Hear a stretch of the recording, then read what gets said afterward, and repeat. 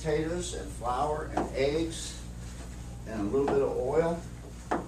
And the trick to making the gnocchi dough is when you mix it is not to over mix it and make it tough, because then you'll have lead weights instead of soft fluffy dumplings, which anybody who's made chicken and dumplings knows basically the same thing. This is just the Italian version. So it's very simple, and if anybody ever wants to make it, I have the recipe for it, and I'll be glad to share it. We were going to try to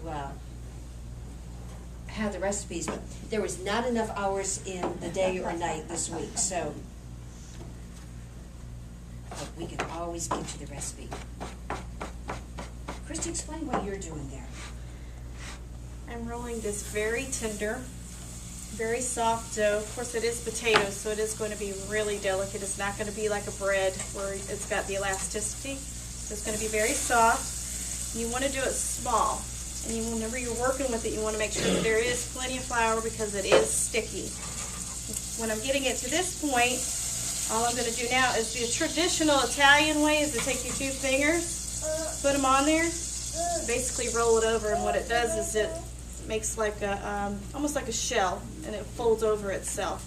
The purpose of it is when you boil it, it can actually boil a little bit quicker and easier and not as heavy.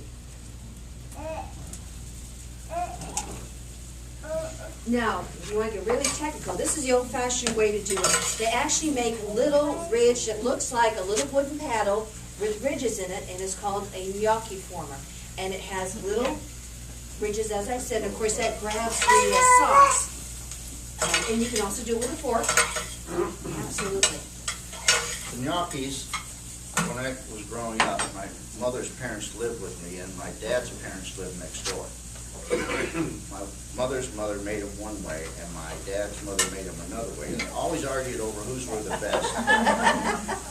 They both tasted great, but my mother's mother rolled them like that so they'd be a little thinner and a little tender, and my dad's mother just cut them and didn't roll them. So they were a little heavier and a little chewier. Either way, they were good.